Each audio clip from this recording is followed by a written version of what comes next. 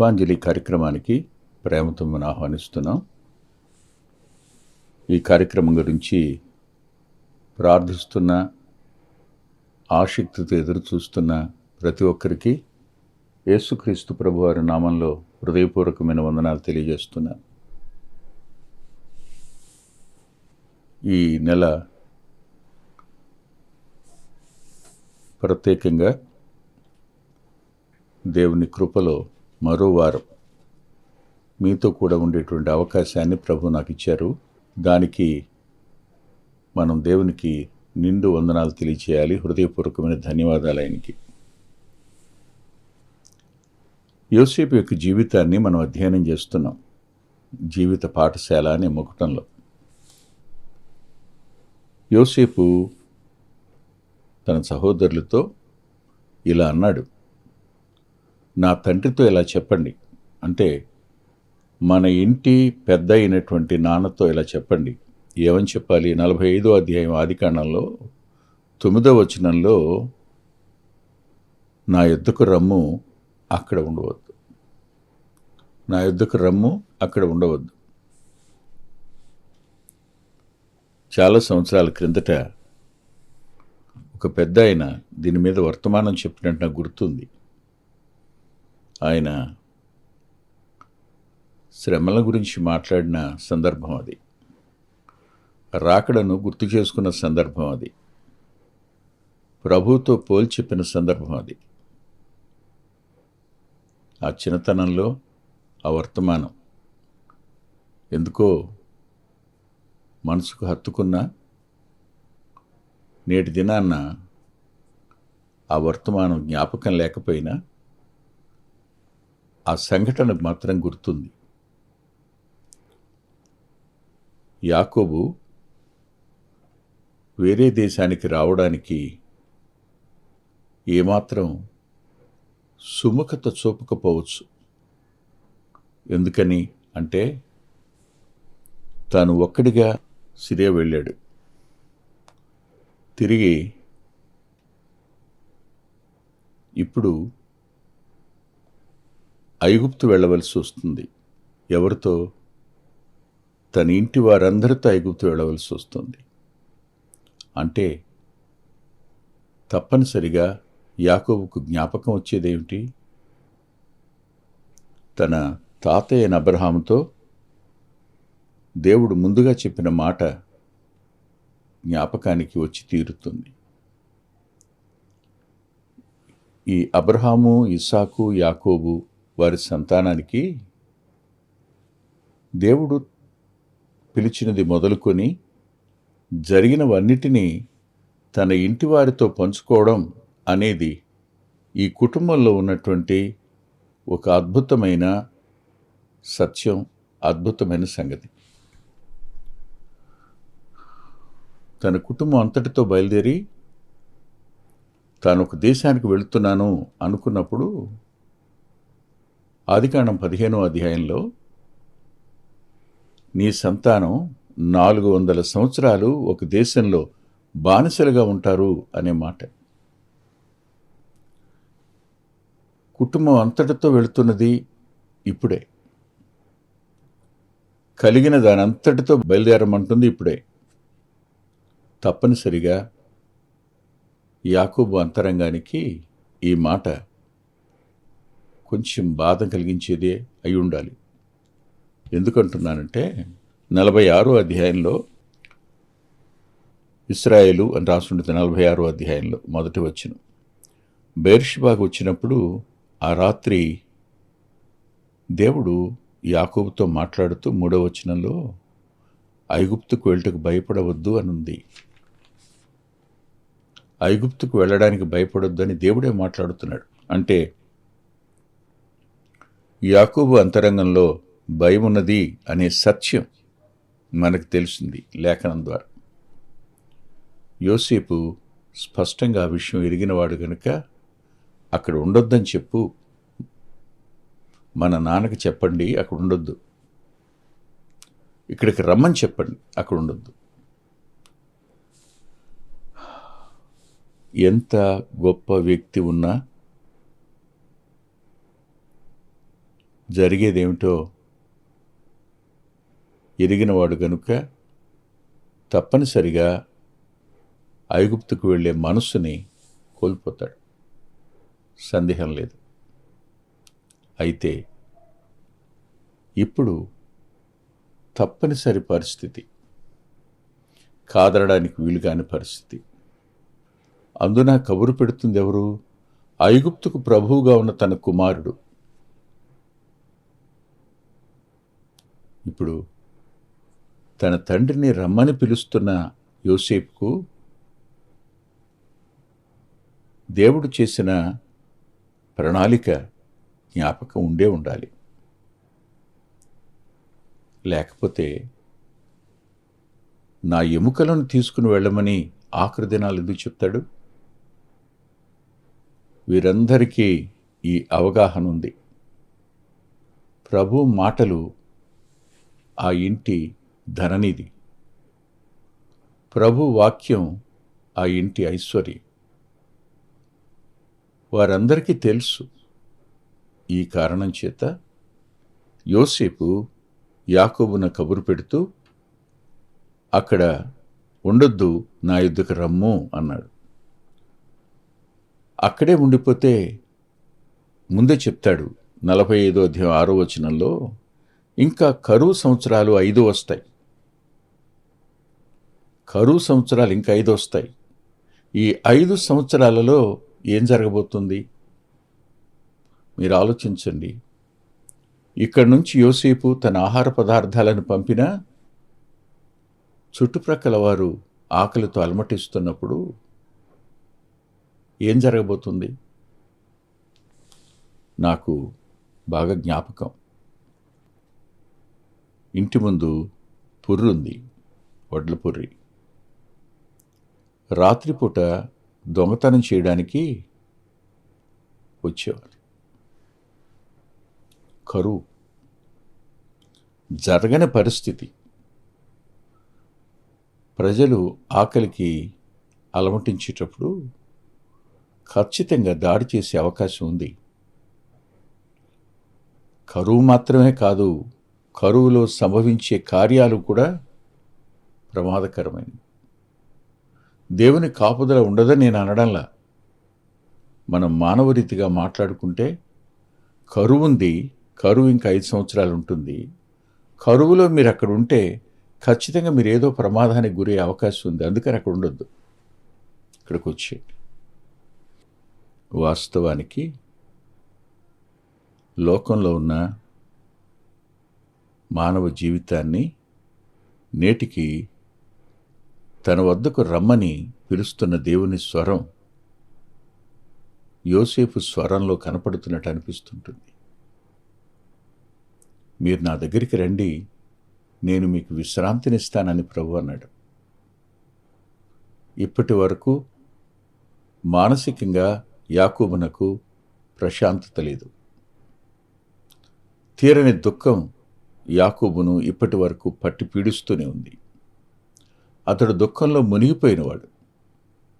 కానీ సజీవుడిగా ఉన్నాడు ఇంకా తన కొడుకు అనే కబురు, రమ్మని పిలుస్తున్న కబురు యాకోబు అంతరంగానికి ఎంతటి నెమ్మదిని విశ్రాంతినిస్తుందో అంతకంటే గొప్ప విశ్రాంతిని నెమ్మదిని ప్రభు ఇవ్వగలిగినవారు. అందుకనే తన వద్దకు రమ్మని ఆయన ఆహ్వానిస్తారు. ఈ దినాన్న పరిస్థితుల నడుమ కొట్టుమిట్టాడుతూ విలవిల్లాడిపోతూ ఏం చేయను పాలుపోని వారు అనేక మంది ఉన్నారు. ఎవరైనా ఫోన్ చేసినా ఫోన్కి జవాబు చెప్పే మనసు కూడా లేని వారు ఉంటారు. ఎట్టి పరిస్థితుల్లోనూ మానసికంగా కోలుకోలేని పరిస్థితులు ఉన్నవారు ఉన్నారు. కానీ అలాంటి వారు సహితం ప్రభు దగ్గరికి వస్తే ఆయన వారిని కూడా ఆదరించడానికి సమర్థుడు, వారి యొక్క బాధను నివారించడానికి సమర్థుడు, వారి భారాన్ని దింపి నెమ్మదినివ్వడానికి శక్తిమంతుడైన వాడు ఆయన. యోసేపు కంటే శ్రేష్ఠుడైన వాడు నా క్రీస్తు ప్రభు. అక్కడ ఉండొద్దు, కరువులో ఇంకా 5 సంవత్సరాలు వస్తే వచ్చేయండి అన్నాడు. ఒకటి. ఇక రెండవ మాట చూస్తే మనకు కనపడేది ఏమిటంటే 45వ అధ్యాయంలోనే చూడండి దయచేసి 10వ వచనంలో ఇలా అంటాడు. ఏమంటాడంటే, నాకు సమీపముగా నుండును, నీవును నీకు కలిగినదని నాకు సమీపంగా ఉంటుంది. వాస్తవానికి కాపాడే ప్రభు, నెమ్మదినిచ్చే ప్రభు, విశ్రాంతినిచ్చే ప్రభు మాత్రమే కాదైన తన సామీప్యతను మనకిచ్చే ప్రభు, తన సన్నిధిని మనకిచ్చే ప్రభు, తన సహవాసాన్ని మనకు అనుగ్రహించే ప్రభు అయిన. ఇది నిజంగా ఆశ్చర్యం. ఆయన సిలువలో మరణించి సమాధి చేయబడి 3వ దినాన్ని తిరిగి లేచి ఆయన జననం వద్ద చెప్పిన మాట తన నోట మరలా చెప్తాడు. ఆయన మత్తయి సువార్త ప్రారంభంలో ఉంటుంది, తిరిగి మత్తయి సువార్త ఆఖరి అధ్యాయంలోనూ ఉంటుంది. ఆయన పేరు ఇమ్మానుయేలు, తోడుండి దేవుడని. సదాకాలం తోడుంటానని ఆయన మాట్లాడతాడు. అంటే నేను మీకు సమీపంగా ఉంటా. మారు మనసు పొందిన వారికి ఆయన ఎంత సమీపంగా ఉంటాడో చెప్పడానికి వీలు కాదు. మనం ఒంటరి వాళ్ళం అనుకుంటాం, ఇద్దరమే ఉన్నాం, దిక్కులేని వాళ్ళం అనుకుంటాం. కానీ ఒక్కసారి జ్ఞాపకం చేసుకోండి, ఆయన మన ప్రక్కనే నిలిచి ఉండేవాడు, మనకు సమీపంగా ఉండేవాడు, మన అంతరంగాన్ని ఎరిగినవాడు, మన భయాలను ఎరిగినవాడు, మన కృంగుదలను ఎరిగినవాడు, మన దుఃఖాన్ని ఎరిగినవాడు, మన బాధను ఎరిగినవాడు. ఆయన తప్ప ఎవరు ఆయన ఓదార్చినట్టుగా ఓదార్చలేరు, ఎవరి వల్ల కాదు. ఆయన సామీప్యత ఎంతటి ధైర్యాన్ని ఇస్తుందో, ఎంతటి గౌరవాన్ని ఇస్తుందో చెప్పడానికి వీలు కాదు. ఇప్పుడు యాకోబు బయలుదేరి రావాలి, వస్తే ఎలా వస్తాడు? ఇప్పటి వరకు యాకోబు పరిస్థితి వేరు, ఇప్పటి నుండి యాకోబు పరిస్థితి వేరు. ఇప్పుడు అతడు ఐగుప్తును పరిపాలిస్తున్నటువంటి వ్యక్తి యొక్క తండ్రిగా వస్తున్నాడు.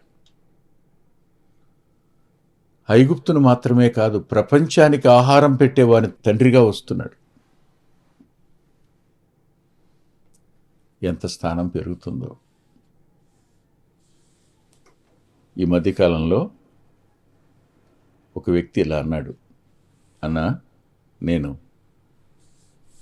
పలానా రోజు బ్యాంకు వెళ్ళాను, వెళ్ళినప్పుడు నేను పలానా ఆయన ఎక్కడా అని అడిగాను, సారేనా అని నాకు ఎంత గౌరవం ఇచ్చారో చెప్పడానికి వీల్లేదన్నా బ్యాంకులో అన్నాడు.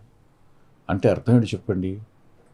తనకు తెలిసిన ఒక వ్యక్తి బ్యాంకులో ఉన్నాడు, ఆయన మంచి పొజిషన్లో ఉన్నాడు. ఆయన పేరు చెప్పిన దగ్గర నుంచి అక్కడున్న వాళ్ళు చూపించిన ఆ అటెన్షన్, ఐగుప్తు మొత్తానికి యాకోబు ఒక సెన్సేషన్ అయిపోతాడు. అరేరే, మనకు అన్నం పెట్టిన వ్యక్తి యొక్క నాన్న అయినా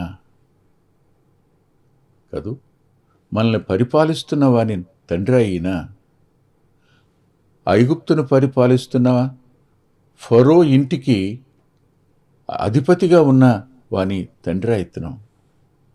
అవునండి, పిల్లలను బట్టి తల్లిదండ్రులకు గౌరవం లభిస్తుంది, పిల్లలను బట్టి తల్లిదండ్రులకు ఆధిక్యత కూడా లభిస్తుంది, ఒక స్థానం సమాజంలో లభిస్తుంది. అందుకని పిల్లలకు చెప్తుంటాను నేను, మీరు ఎప్పుడూ తల్లిదండ్రులకు అవమానకరంగా మారకండి, అవమానకరంగా జీవించకండి అని. యోసేపు వంటి కొడుకు ఒక్కడున్నా చాలు, అతని వల్ల కరువు తీరుతుంది, అతని వల్ల విశ్రాంతి వస్తుంది, అతని మూలంగా అతని వలన ఎవరైనా సరే ఆదరించబడే అవకాశం 100కి 100 పాళ్ళు ఉంది. యోసేపు కంటే ఘనుడు ఆయన, మరింతగా మనల్ని ఆదరించడానికి శక్తిమంతుడు ఆయన. అక్కడ ఉండొద్దన్నాడు, తన దగ్గరికి రమ్మన్నాడు. రెండవదిగా, నాకు సమీపంగా ఉంటారు మీరు అంటే, ఇప్పుడు వారిని అనగలిగిన వారు కానీ, వారి వైపు కన్నెత్తి చూడగలిగిన వారు కానీ, వారి మీద చేయి వేయగలిగిన వారు కానీ, వారిని మోసపుచ్చగలిగిన వారు కానీ ఎవరు ఉండరు. తానే వారికి ప్రాకారం అవుతాడు,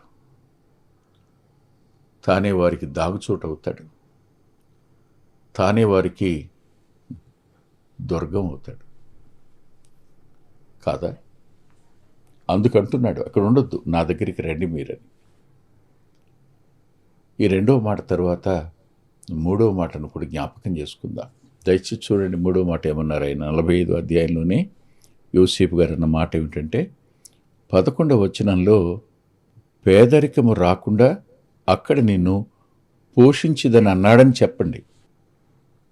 అంటే ప్రతిదిన ఆహారం, ప్రతిదిన అవసరత నేను చూసుకుంటానని చెప్పండి. అందుకని ప్రభు తన శిష్యులు తనకు ప్రార్థన నేర్పమని అడిగినప్పుడు ఆయన వారికి చెప్తూ రెండవ భాగంలో, మా అనుదినాహారము నేడు మాకు దయచేయండి అని, మా అనుదినాహారం నేడు మాకు దయచేయండి అనే మాట ఒక గొప్ప మాట. మా అమ్మ జ్ఞాపకానికి వస్తుంది. ఆవిడ తెల్లవారుజామున లేచేది 3:30-4 ఆ ప్రాంతానికి ముందే లేచి ఆమె కొంచెం గట్టిగా ప్రార్థన చేసుకునే అలవాటు ఉంది. మెల్లగా, మౌనంగా కాదు, కొంచెం గట్టిగా. ఏమని ప్రార్థన చేసేది అంటే, ప్రభువా నా కొడుకుని కోటీశ్వరుని చేయొద్దయ్యా, అతనికి ఏ దిన అవసరత ఆ దినం తీర్చు. ఇది అడిగేది. ఆమె స్వరం వినగానే నాకు మెలకు వచ్చేది. నేను మోకరించాననుకోండి, నా చెవుల్లో ఆమె మాటలు పడుతుండే, అయ్యా నా కొడుక్కి డబ్బులు ఇవ్వద్దు నాయనా, విస్తారంగా డబ్బు ఇవ్వబాక నాయనా అనే మాటలు. ధనవంతుడిని చేయొద్దయ్యా అన్నమాట. కానీ ఆ చిన్న వయసులో నొప్పి అనిపించిన తర్వాత అర్థమైంది, ఆయన అనుదిన పోషకత్వంలో ఉన్న మాధుర్యం, అనుదిన పోషకత్వంలో ఉన్న ఆయన యొక్క దక్షిణహస్తపు విలువ, అనుదిన పోషకత్వంలో ఆయన మనల్ని పట్టించుకునే తీరు. ఒకేసారి ఇచ్చేసి ఎప్పుడో ఒకసారి ఫోన్ చేయటం వేరు కాదు కదా. ఖచ్చితంగా అనుదినం మనల్ని పోషించడానికి ఆయన ఇష్టపడుతున్న దేవుడుగా ఉన్నాడు. సరిగ్గా ఆయన పోషణ ఎంత గొప్పది, ఆశ్చర్యకరంగా అన్నాడు. పేదరికం రాకుండా అన్నాడు. ఇక్కడ గమనించండి,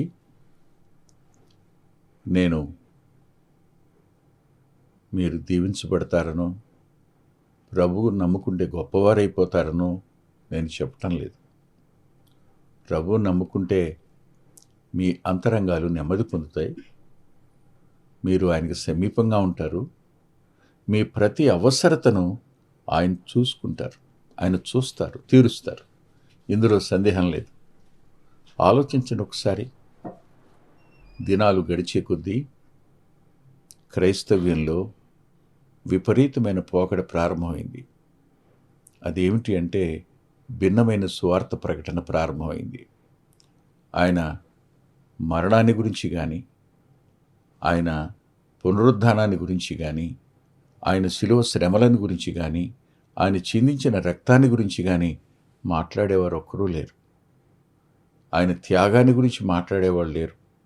ఆయన రక్తం ప్రతి పాపాన్ని కడుగుతుందని చెప్పేవారు కనిపించటం లేదు. ఆయన మరణ పునరుద్ధానాలు భక్తిహీనుడు నీతిమంతుడిగా మారుస్తాయని చెప్పేవారు కనిపించటం లేదు. ఆయన నమ్ముకోవడం వల్ల రక్షణ కలుగుతుందని, రక్షణ ఆనందం కలుగుతుందని, చెప్పనశక్యము మహిమాయుక్తమైన సంతోషం గలవారు అవుతారని, మరణంలోంచి జీవంలోనికి దాటిపోతారని, ఆయన కలిగి ఉండడం వల్ల ఆయన పోషకత్వాన్ని చూస్తామని, ఆయన సామీప్యతను చూస్తామని, అంత మాత్రమే కాదు కానీ మనం భూమి మీద నెమ్మది కలిగిన వాళ్ళంగా ఉంటామనే సత్యాన్ని బోధించడానికి అనేకులు ఇష్టపడడంలా, కేవలం భౌతిక సంబంధమైన ఆశీర్వాదాల మీద మాత్రమే మనసుంచడం నేటి దినాన అనేక మంది ప్రభు నుంచి దూరం అయిపోవడానికి కారణమవుతుంది. ఆయన రమ్మన్నారు, అక్కడ ఉండొద్దన్నారు. ఉండొద్దని ఆయన ఈ 3 మాటలు తన తండ్రికి చెప్పమన్నారు. ఇవే మాటలు ప్రభు మనతో కూడా చెప్తున్నారు. మనం ఆయనకు సమీపంగా ఉండడానికి, ఆయన చేత పోషించబడడానికి, విశ్రాంతి పొందడానికి ఆయన పాదాల దగ్గరికి వెళదాం. తల్ల వంచి ప్రార్థన చేసుకుందాం. ప్రేమగల మా ప్రియ తండ్రి, పరిశుద్ధుడు అయిన గొప్ప దేవ, కృప చూపించటంలో మీకంటే ఐశ్వర్యవంతులు లేరు. యోసేపు తన తండ్రిని, తన ఇంటి వారిని అక్కడ ఉండవద్దు, ఇక్కడికి రమ్మని పిలిచిన మాటను జ్ఞాపకం చేసుకున్నాం. నేటికి లోబడనలోని వాళ్ళ వైపు గాయపడిన నీ 2 హస్తాలు చాపుతూనే ఉన్నారు. కానీ ఇంకా మాట వినక తిరగబడుతున్న వారు ఉన్నారు. క్షమించండి, మరో అవకాశాన్ని వారికి ఇమ్మని యేసుక్రీస్తు ప్రభు వారి పేరిట ప్రార్థిస్తున్నాం తండ్రి. ఆమేన్. ప్రభు చిత్తమైతే వచ్చే వారం కలుసుకుందాం. అద్భుతమైన పుస్తకాలు అందుబాటులో ఉన్నాయి. అందులో అంత్యోక్ మినిస్ట్రీస్ నుంచి ప్రచురితమైన మీ ఆత్మీయ క్షేమానికి మేలు కలుగు చేసే పుస్తకాలు, మీ ఆత్మలను దేవుని కొరకై ఉజ్జీవింపచేసే పుస్తకాలు, ప్రభువులాగా జీవించడానికి ప్రేరేపించే పుస్తకాలను దైవాత్మ సహాయంతో రాయటం జరిగింది. పిల్లల కొరకై చిత్రీకరించబడిన 5 DVDలు అందుబాటులో ఉన్నాయి. ప్రతి DVD పిల్లలను దేవుని కొరకు ఎంతగానో విశ్వాసాన్ని పెంపొందింపజేసేవిగాను, ఆసక్తిని కలిగించేవిగాను, ఆత్మలో ప్రభువుని హత్తుకునేట్టు చేసేవిగాను ఉన్నాయి. ఈ మధ్యన వెలువడినటువంటి ఆ DVD సాధనం, అది మీ పిల్లలకు ఎంతైనా మేలు చేస్తుంది. ఆ పాటలను మీరు చూస్తున్నారు. వాటన్నిటినీ మీరు పొంది ఆత్మీయంగా మేలు పొందాలని ఒక దైవ సేవకునిగా మీకు మనవి చేస్తున్నాను. 6వ పిల్లల DVD సమయం అందుబాటులో ఉంది. 5 చూసిన వారు 6వది కూడా మీ పిల్లలకు చూపించి మీరు చూచి అంతరంగంలో దేవుని స్తుతిస్తారని నమ్ముతున్నాను. తప్పకుండా ఈ DVDలు తీసుకోండి. 2018వ సంవత్సరం తెలుగు VBS DVD దాహం, పిల్లల ఆత్మీయ క్షేమం కోసం 10 పాటలతో దృశ్యరూపకంగా దీన్ని తయారు చేయడం జరిగింది. తప్పనిసరిగా ఈ DVD తీసుకోండి. పిల్లలకు వీటిని పరిచయం చేయండి. ఈ పాటలు మీ పిల్లలకు నేర్పండి. మీ సండే స్కూల్లో ఈ పాటలు నేర్పడం మర్చిపోకండి. నూతనంగా వచ్చిన పిల్లల DVD ఐక్యత అనే టైటిల్ పెడదామనుకున్నాం, కానీ కలిసి ఉందాం అనేటువంటి టైటిల్ని పెట్టడం జరిగింది. కలిసి ఉందాం, అది పిల్లలకు ఎంతో ప్రయోజనకరమైన DVD. దానిని మీరు పొంది మీ పిల్లల ఆత్మీయ క్షేమాన్ని ఖచ్చితంగా చూస్తారని నేను నమ్ముతున్నాను. ఆ DVDని మీరు సంప్రదించి పొందవచ్చు. సాధు సాల్మన్ గారి జీవితం, ఆయన గోదావరి నది దగ్గర ఒక ఆశ్రమాన్ని స్థాపించి అనేక మందిని ప్రభువులోకి నడిపినవారు, అనేక మంది జీవితాలను ఆయన ప్రోత్సహించినవారు. ఎంతో ప్రోత్సాహకరమైన ఈ జీవితాన్ని చదివి మీరు తప్పకుండా ఆత్మీయమైన మేలు పొందుతారు. ఎంతో దిద్దుబాటు ఈ పుస్తకం మూలకంగా జరుగుతుంది. తప్పకుండా చదవండి. గత 30 సంవత్సరాలుగా, ఇది 31వ సంవత్సరం, క్రీస్తు సువార్త పత్రిక అనేక మంది ఆత్మీయ ఆకలిని తీరుస్తున్నటువంటి మాసపత్రిక. ఈ పత్రికను మీరు పొంది మీ ఆత్మీయ జీవితాలకు మేలు కలుగు చేసుకుంటారని హృదయపూర్వకంగా మీకు సిఫార్సు చేస్తున్నాను. గత 2 సంవత్సరాలుగా పిల్లల ఆత్మీయ క్షేమం కోసం సచిత్ర ద్విమాస పత్రిక నెలవంక వెలువడుతోంది. అనేక మంది పిల్లలు ఆత్మీయంగా మేము మేలు పొందామని వారి ఉత్తరాల ద్వారాను వ్యక్తిగతంగా కలుసుకున్నప్పుడు సాక్ష్యం చెబుతున్నారు. మీరు కూడా మీ పిల్లల కోసం నెలవంక పత్రికను మీరు పొందొచ్చు. అందుకొరకై ఈ క్రింద ఇవ్వబడినటువంటి ఫోన్ నెంబర్ని మీరు సంప్రదించండి. ప్రభు యేసు నీకే ఈ కృపాంజలి, ప్రభు యేసు నీకే ఈ కృపాంజలి. వీచే గాలి, కూసే పక్షి, ఊగే కుంభ, వెలిగే తారా, సన్నుతించేది నిన్నే. మా చిరునామా కృపాంజలి, బ్రదర్ పిల్లా వెంకటరత్నం, రామచంద్రపురం రోడ్, గుడివాడ, కృష్ణా జిల్లా, Andhra Pradesh. Our address Krupanjali, brother Pilla Venkataratnam, Ramachandrapuram road, Gudivada, Krishna district, Andhra Pradesh. Phone number 9490504299 9490504299. రాలేవుగా కురిసే మంచు,